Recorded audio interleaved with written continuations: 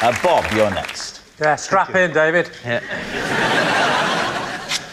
I once made a decision in a caravan park at midnight that I soon came to deeply regret.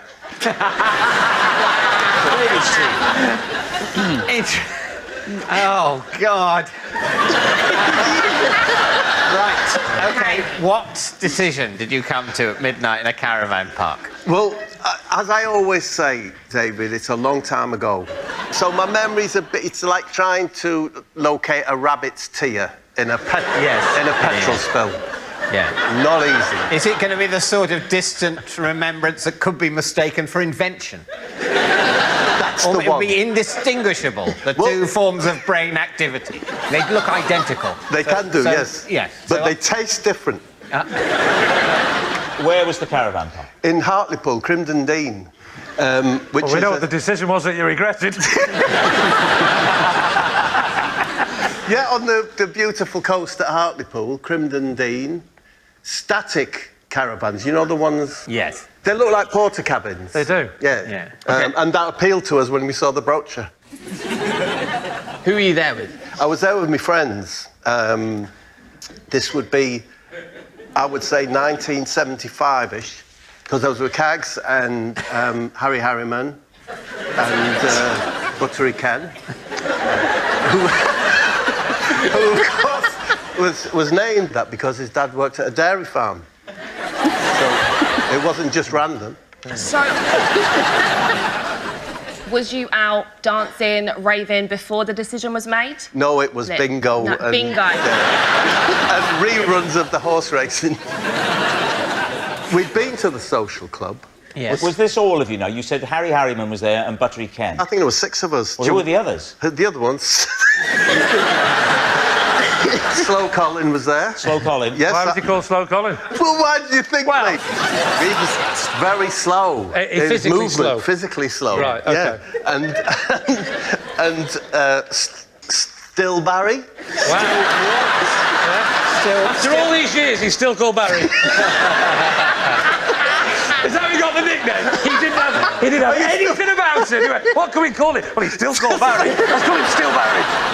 So, yeah, 6 of us with our flares. And, OK, so all those people were there. And we've definitely given you enough time now to remember the thing that you regretted. Well, on my way back from social club, I was dragged away from my friends by an old woman. Probably only about 40, but old to me then. And she thrust me up against a static caravan. Hang on. Right. And I said, come and help us, Slow Colin. Will anybody help me? And she started to kiss me. Kiss? And I noticed that next to us was, the Calagas Yeah. canisters. So, snogging, spot them, realise it's a safety issue, push her away. It was that hot a kiss. So you disengaged. Disengaged and went away. And the important point is she shouted at me words similar to, my husband, my fella, is going to kill you. Wow. I went back to the caravan and I said to me mates, there's a bloke's going to kill us. Oh, us? That was kind of it. You're all included.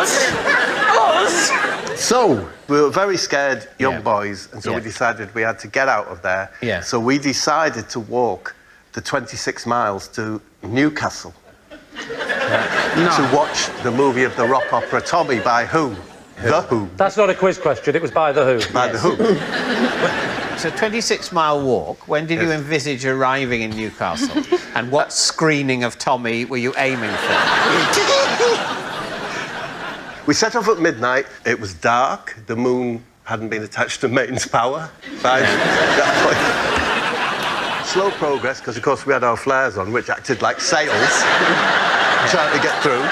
Yeah. I had Slow Colin with you anyway. And still Barry, who doesn't move at all.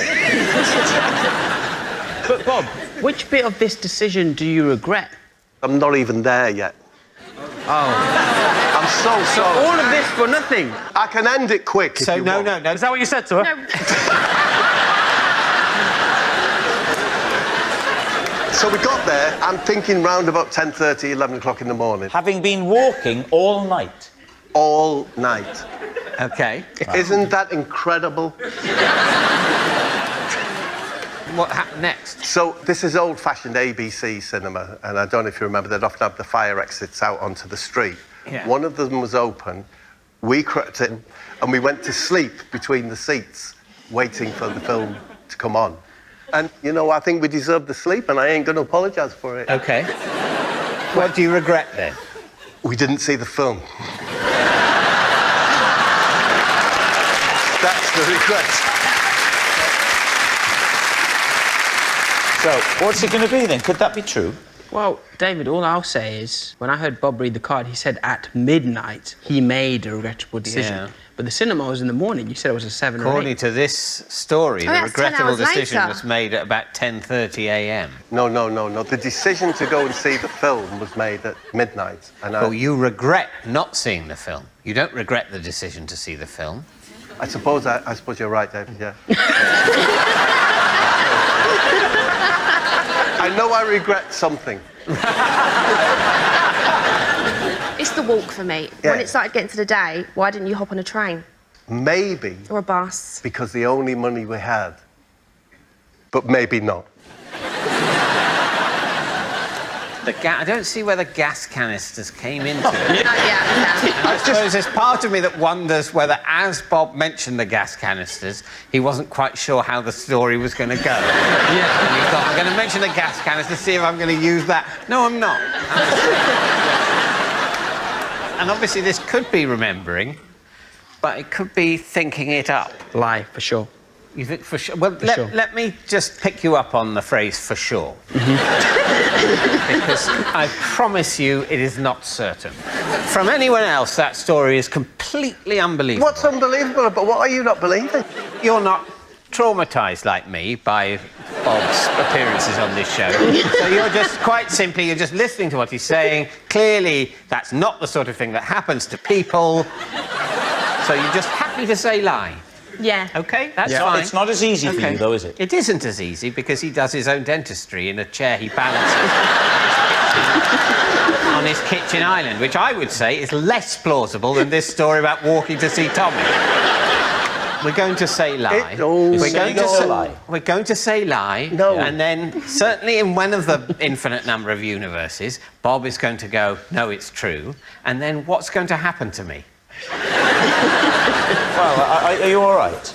I don't think so, no.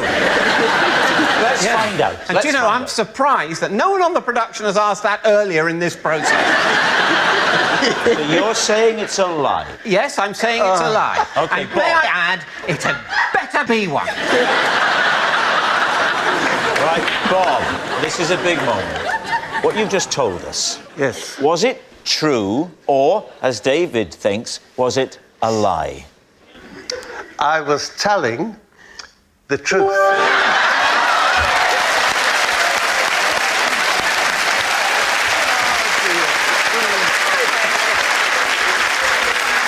I am not okay.